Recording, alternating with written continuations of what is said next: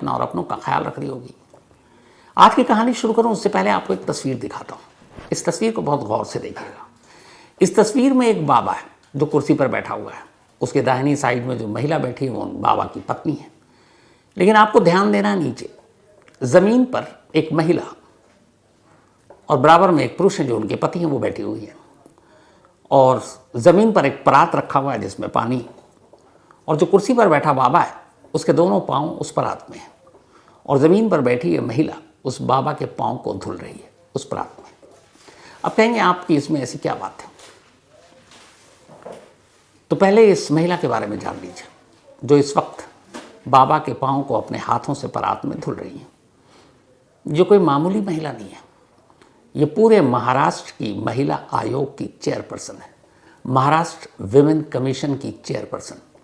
Women commission यानी महिला आयोग का काम ये होता है कि उस स्टेट में पूरी महिलाओं की जो भी उनकी सुरक्षा हो या उनका हक हो, उन सारी चीज़ों की देखभाल करना। उन महिलाओं के साथ कुछ गलत हुआ है तो महिला आयोग उन चीज़ों को देखती है।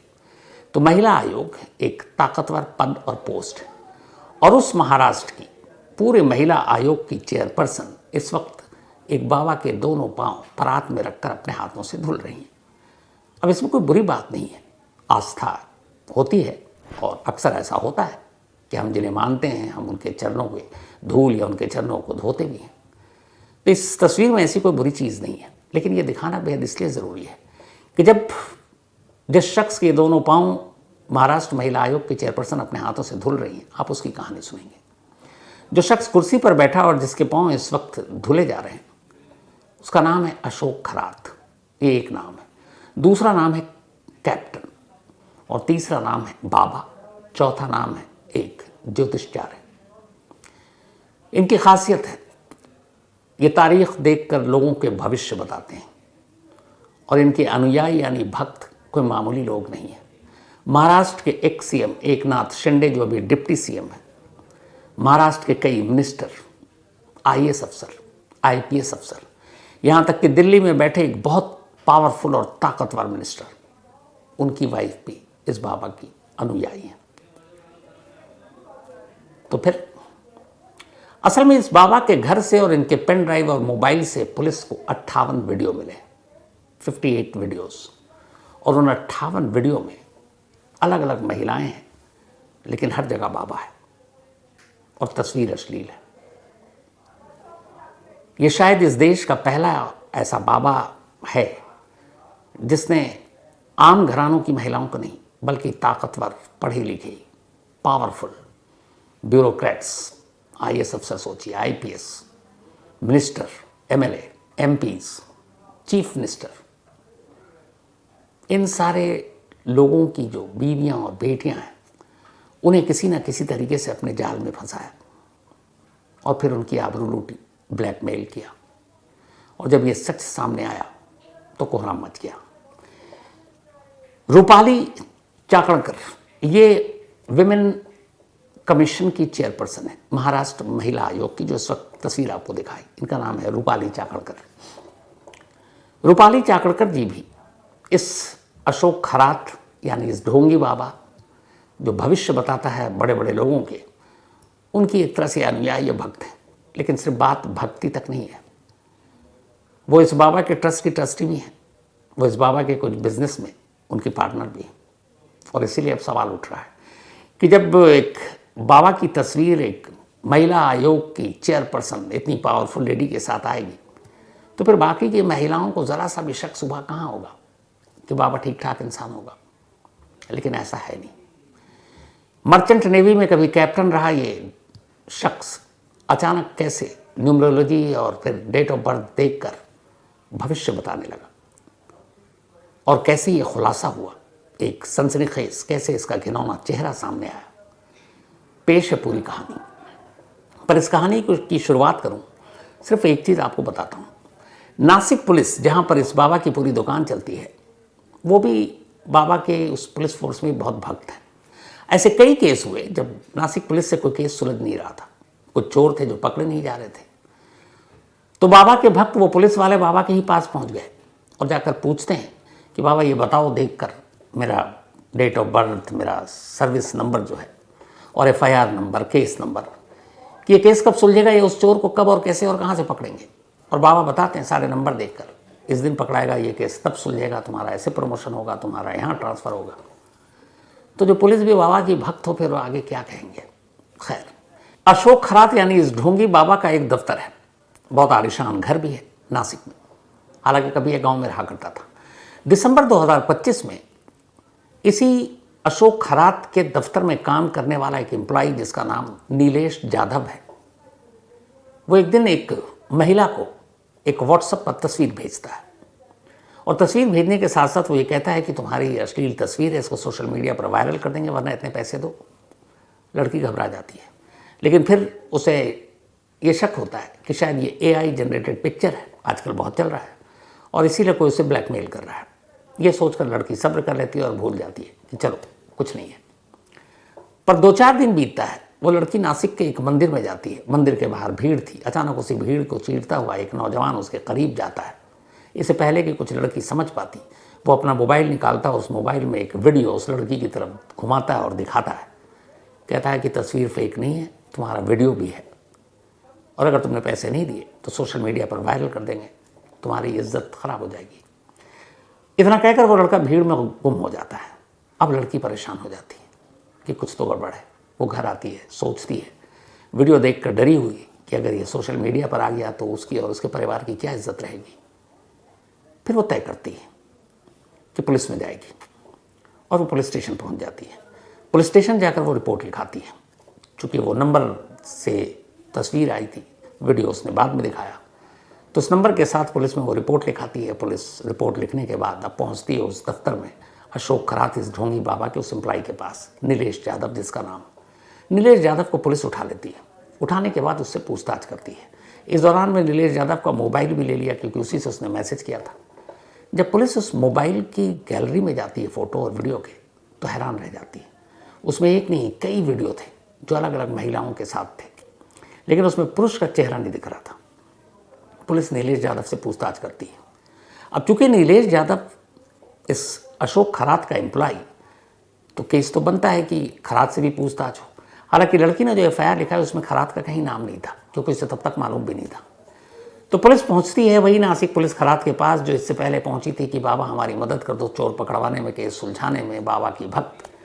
तो वो खाना पूर्ति के लिए खरात से बयान लेती है। वहाँ जाने के बाद खरात पुलिस को एक नई कहानी सुनाता है। वो कहता है कि मैं खुद ब्लैकमेलिंग का शिकार हूँ।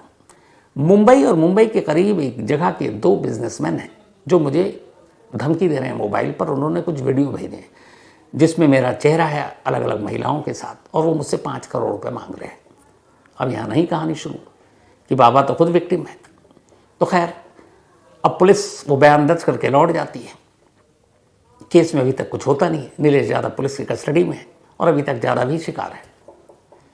बट लगता था कि उधर अशोक खरात यानी कि खरात, उसकी बदनसीबी का दौर शुरू हो गया था।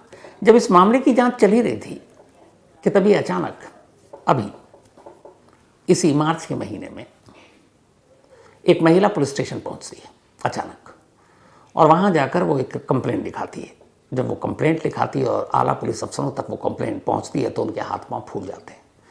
उस महिला ने कंप्लेंट ये लिखाया, और वो भी महिला बड़े घर की, ताकतवर घराने की, किसी अफसर की बीवी।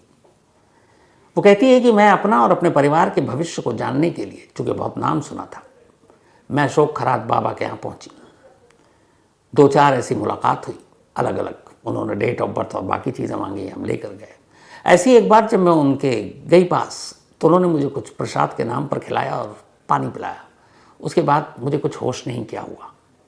बाद में जब होश आया तो मुझे लगा कि मेरे कपड़े अस्त व्यस्त हैं, मेरे साथ कुछ हुआ है। फिर वही अशोक खरात बाबा आया और उसने मुझे कुछ तस्वीरें दिखाई। दरअसल बेहोश करके उसने उसके साथ गलत किया, उसके साथ ज़बरदस्ती की, और वो तस्वीरें उतार ली और धमकी दी कि अगर तुमने ये बात किसी और से कही तो इन तस्वीरों को पब्लिक कर देंगे। इज्जत की खातिर महिला खामोश हो गई। इसके बाद उस महिला की बेबसी का दौर शुरू हो गया, जब तब अशोक खरात उसे धमकी देकर बुलाता और उसकी आबरू लूटता। बट अब वो परेशान हो गई और इसीलिए रिपोर्ट लिखाने आई है। अब ये पहली कंप्लेंट थी एक महिला की जिसमें सीधे सीधे अशोक खरात का नाम था। लेकिन अशोक खरात कोई छोटी चीज़ नहीं था। जब पुलिस तक ये बात पहुंची तो पुलिस के भी हाथ पांव इसलिए फूले कि महाराष्ट्र की विमेन कमीशन की चेयरपर्सन, महाराष्ट्र के ex chief minister Eknath Shinde, Maharashtra के कई मिनिस्टर, खुद पुलिस डिपार्टमेंट के आईपीएस अफसर, ब्यूरोक्रेसी के आईएएस अफसर, दिल्ली में बैठे हुए एक ताकतवर मिनिस्टर और पॉलिटिशियन, एक लंबी लिस्ट थी बाबा के भक्तों की और उनके परिवार वालों की, जो अक्सर इस खरात के पास अपनी तकदीर को जानने के लिए पहुंचा करते थे। अब यह हुआ कि ऐसे पहुंच वाले बाबा पर हाथ कैसे रखें। महाराष्ट्र पुलिस के आला अफसरों की मीटिंग हुई। मीटिंग के बाद ये हुआ कि भाई इसमें हम लोग क्या करें, अगर हाथ डालते हैं तो कहाँ एकनाथ शिंदे जो अभी डिप्टी सीएम हैं उनके भी गुरु हैं, बड़े बड़े मिनिस्टर के गुरु हैं, जो पुलिस वाले हैं जिनके पास केस आया, जो डीसीपी रैंक या एसीपी रैंक है, उनके भी ऊपर के जॉइंट सीपी, कमिश्नर, एडीजी, इस टाइप से जितने बड़े बड़े पोस्ट होते जाते हैं, उस पुलिस डिपार्टमेंट में भी बहुत सारे भक्त हैं। फिर सरकार से हरी झंडी लेनी ज़रूरी थी। अब महाराष्ट्र सरकार तक की बात पहुंची। इसके बाद हुआ कि नहीं, मामला संगीन है और बहुत बड़ा है, तो फौरन एक स्पेशल इन्वेस्टिगेटिव टीम बनाई जाए। एसआईटी टीम का गठन हुआ, एक लेडी अफसर को इसकी जिम्मेदारी दी गई। अब जब वो वीडियो सारी देखी गई और चूंकि इससे पहले नीलेश यादव गिरफ्तार हुआ, तब एसआईटी ने 17 मार्च की रात इस बाबा के घर पर दबिश डालने का फैसला किया। देर रात अब बाबा के घर पर जाकर पकड़ना भी था, ये भी था कि इस डिपार्टमेंट में अलग अलग बाबा के मुखबिर भी हैं, तो कैसे पकड़ा जाए। तो पुलिस ने भी एक चाल चली। आलिशान घर के बाहर एक शोर मचाया गया, भारी भरकम टीम पहुंची थी पुलिस की, चोर चोर चोर चोर, ताकि इससे लगे कि चोर है और लोग घरों से बाहर निकले। और चोर चोर कहकर शोर मचाकर पुलिस की एक टीम घर के अंदर दाखिल होती और उस वक्त अशोक खरात उर्फ ढोंगी बाबा अपने बिस्तर पर आराम की नींद में सो रहा था, उसे पकड़ती है और लेकर आती है। इसके बाद उसके मोबाइल और पेन ड्राइव और बाकी चीज़ों की घर से तलाशी ली जाती है और जब उन चीज़ों को देखा जाता है तो पुलिस वालों के हाथ पांव फूल जाते हैं। अब तक 58 वीडियो पुलिस वालों के कब्जे में है और इन 58 वीडियो में अलग अलग महिलाएं, सभी बड़े घरानों की। 58 वीडियो तो केस की प्रॉपर्टी है।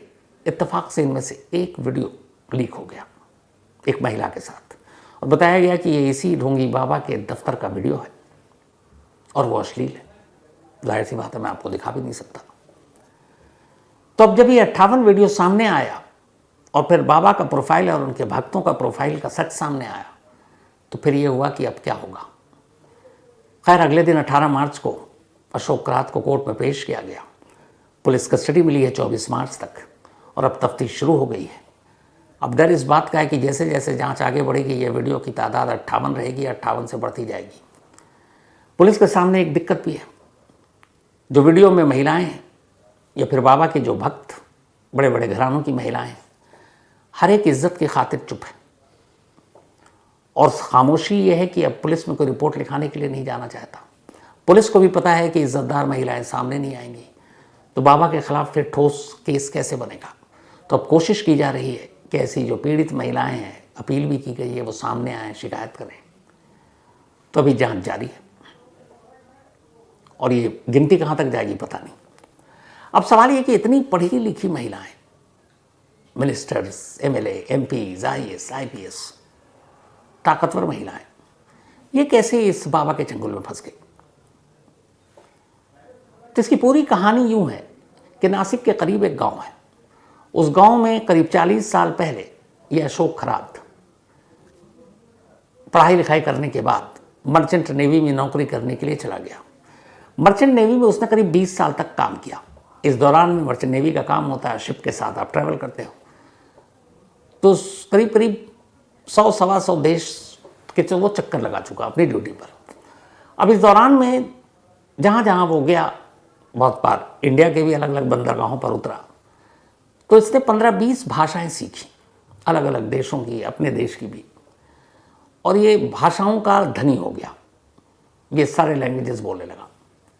फिर जब छुट्टी पे आता तो गांव में आता, कहानियाँ सुनाता विदेशों की, और फिर कहानियाँ सुनाते सुनाते कुछ उन लैंग्वेजेस को भी बोलना शुरू करता और गांव वाले समझते कि यार ये क्या बंदा है, कितना जीनियस है। और फिर कुछ ऐसी बातें करता है जैसे उसने अलग अलग साउथ इंडियन लैंग्वेज भी सीखा, तो उन्हें लगता है कि ये तो एकदम साक्षात भगवान टाइप है, क्योंकि उस तरह के वो सारे धार्मिक चीज़ें भी उसी लैंग्वेज में बोलना शुरू कर देता अपनी भाषा छोड़कर। तो लोग अब उसका इंतज़ार करने लगे छुट्टी पे आने का। फिर उन्हें लगा कि ये बहुत ज्ञानी है, इसने 2-4 बार ऐसे ही देखकर लोगों के भविष्य बताने लगा। फिर कहता तुम्हारा जन्म तिथि है, तुम्हारा ये काम ये हो जाएगा, इतने तारीख को इतना हो जाएगा। धीरे धीरे उसने जब चलन शुरू किया तो 2, 4, 5 से होते हुए 10, 20, 30, 40, 50, 100 जब भी आता ये लोग बैठे होते इंतजार करते कि ये उनका भविष्य बताएगा। और वो बताता कि तुम्हारा ये है, तुम्हारा दोष है, तुम्हारा रुका हुआ काम हो जाएगा, इस फलाने के बेटे की नौकरी लग जाएगी, उसकी बेटी की इतने तारीख को शादी हो जाएगी। अब होता कि ये कि इनमें से तुक्के में कुछ सच हो जाता। जैसे वो कहता है इस साल तक इसकी नौकरी लग जाएगी, और सच में अगर वो 3 का बोलता तो वो लग जाती। ये किसी की शादी नहीं हो रही है, वो शादी हो जाती। लोगों का भरोसा बढ़ता गया। फिर जब उसे लगा कि उसके गांव में इतनी बड़ी तादाद उसके भक्तों की हो गई है, तो फिर कहाँ नेवी मर्चेंट की नौकरी छोड़ दिया 20 साल पहले। इसके बाद इसने गांव में ही अपनी दुकान खोल ली बाबागिरी की, और अब वो बताने लगा। भाषा का ज्ञानी था, ये अलग अलग भाषाओं में भी बोलता, लोग समझते पता नहीं इस पर कुछ है, कृपा है। जब अच्छी खासी इसकी दुकान चलने लगी तो फिर लगा कि अब इस गांव में कब तक रहेंगे, गांव से बाहर निकलते हैं। फिर ये नासिक पहुंच गया। नासिक में इसने अपना छोटा सा दफ्तर लिया, एक प्रॉपर्टी डीलर का भी काम करना शुरू कर दिया, साथ में ये अपना तकदीर भी बताने लगा। ये अपने आप को न्यूमरोलॉजी, एस्ट्रोलॉजी और धार्मिक कर्मकांड का जानकार के तौर पर लोगों के सामने पेश करने लगा। फिर ब्लैक मैजिक का भी एक्सपर्ट हो गया। तो एक साथ कई गुण इसके अंदर आ गए। अब धीरे धीरे ये लोगों के अंदर पॉपुलर होता गया, लेकिन फिर भी ठीक था, इतना बड़ा बाबा नहीं बना था। तभी कुछ साल पहले नासिक पहुंचते हैं एकनाथ शिंदे, महाराष्ट्र के उस वक्त चीफ मिनिस्टर थे, और किसी जानकार के जरिए उनको अशोक खरात के बारे में पता चला, और वो अपना भविष्य जानने अशोक खरात के पास पहुंच गए। अब जब वो पहुंचे तो बाकी भी सारी मंडली थी। अब दिखाकर तो एकनाथ शिंदे वहां से चले गए, लेकिन खरात की दुकानदारी चमका गए। लोगों को ये लगा कि जब एक राज्य का मुख्यमंत्री अपना भविष्य जानने के लिए इसके पास आ सकता है, तो इसका मतलब यही है कि कोई छोटा मोटा इंसान नहीं, बहुत बड़ा ज्ञाता है। बस फिर तो ऐसी दुकान चली कि शिंदे साहब के बाद उन्हीं के मंत्रालय के, उन्हीं के बहुत सारे मंत्री, उनके परिवार पहुंचने लगे। अब जब मंत्री पहुंचे तो उनके साथ आसपास रहने वाले अफसर, जो IAS अफसर हैं, वो भी पहुंचने लगे। जब IAS अफसर पहुंचने लगे तो फिर वहां जाने के वक्त सिक्योरिटी और सारी चीज़ें भी देखी जाती, तो जो पुलिस वाले थे IPS, वो भी पहुंचने लगे। इसके बाद तो तांता लग गया। आसपास के राज्य गुजरात तक से लोग पहुंचने लगे, और फिर इनमें से भी ज़्यादातर लोग ट्रांसफ़र कहाँ, पोस्टिंग कैसे, बेटी की पढ़ाई का क्या होगा, क्या करियर होगा, शादी कब होगी, बेटा क्या करेगा, स्वास्थ्य का क्या होगा, ये सारी जानकारी पहले अफसर पहुंचे, फिर उनके घर वाले, फिर उनकी बीवियां, बेटियां, एक एक कर सब पहुंचने लगी। और धीरे धीरे देखते ही देखते अशोक खरात की किस्मत चमक गई। अब जब किस्मत चमकी और लोग आने लगे, फिर उसने एक नया धंधा शुरू कर दिया। वो जो महिलाएं आती, तकदीर बताता, और चूंकि वो बहुत सारी और भी बातें बता देता, तो कई तो डर जाती। फिर वो कहता कि हम तुम्हारा भेद खोल देंगे, तो कुछ इस तरीके से चंगुल में फांस लेता। कुछ लोगों को प्रसाद देता, कुछ वो जादू टोना करता, वो उनको वश में कर लेता, उनको कुछ पता नहीं चलता, वो उनकी आबरू लूट लेता। फिर उनकी तस्वीरें बनाता, और उन तस्वीरों को बनाने के बाद उन्हें ब्लैकमेल करता, और इस तरीके से उसके विक्टिम की लिस्ट बढ़ती गई। लेकिन 58 वीडियो अभी है, तादाद कहाँ तक जाके रुकेगी किसी को नहीं पता। और हड़कंप ये मचा हुआ है कि इसकी शिकार मामूली औरतें नहीं हैं, मतलब सत्ता में बैठे हुए लोग, ब्यूरोक्रेसी के चलाने वाले अफसर, इनके घरानों से। तो अब किस किस के वीडियोस ढोंगी बाबा अशोक खरात के लैपटॉप, पेन ड्राइव या फ़ोन से बाहर आ रहे हैं, हर एक की सांसें अटकी हुई हैं। और इसीलिए SIT इस मामले की जांच कर रही है, और जांच के दौरान इस बात की हिदायत भी है कि ऐसी कोई भी एक वीडियो या तस्वीर कम से कम सोशल मीडिया पर नहीं आए, और नहीं आना भी चाहिए, इसलिए कि मामला बहुत सारी महिलाओं की इज्जत का है, और इज्जत अगर बाज़ार में आ जाए तो फिर बहुत बुरा होता है। तो हमारी भी उम्मीद है कि जो SIT की टीम जांच कर रही है, पूरी संवेदनशीलता के साथ इसकी जांच करेगी, और इस बात को पुख्ता करेगी कि ऐसी कोई भी किसी भी महिला या लड़की की तस्वीर कम से कम लीक ना हो, ताकि उनकी इज्जत और मर्यादा की सुरक्षा की जा सके। तो ये मार्केट में आए हुए सबसे नए बाबा की कहानी। अब यहाँ पे सवाल फिर वही उठता है, अगर डेट ऑफ बर्थ, न्यूमरोलॉजी या फिर एस्ट्रोलॉजी या फिर जादू टोना के ज़रिए अशोक खरात ऐसे ताकतवर और पढ़े लिखे लोगों का भविष्य बता रहा था, तो क्या उसे अपना भविष्य पता नहीं होगा कि मार्च का महीना आएगा और 17 और 18 मार्च की रात वो अरेस्ट होगा और फिर पुलिस पकड़ेगी? फिर लोग ऐसे क्यों अंधविश्वास होकर, इतने पढ़े लिखे, यूपीएससी के एग्ज़ाम क्रैक करने के बाद आप इन चीज़ों में फंसे हुए हैं? और वो जो हमारे नेता, मंत्री, विधायक, सांसद जो राज्य या देश चलाते हैं, अगर वो इन्हीं चीज़ों पर पूछ कर कि भविष्य क्या होगा, कैसे होगा, कब शपथ लेंगे, कब मंत्री बनेंगे, कब एमएलए बनेंगे, कब एमपी बनेंगे, अगर ऐसा ही है तो फिर देश का क्या होगा? तो अफसोस होता है उन लोगों पर भी जो इस तरह से अंधविश्वास से घिरे हुए हैं, क्योंकि ऐसे बाबाओं की कहानी की तो झड़ी लगी हुई है।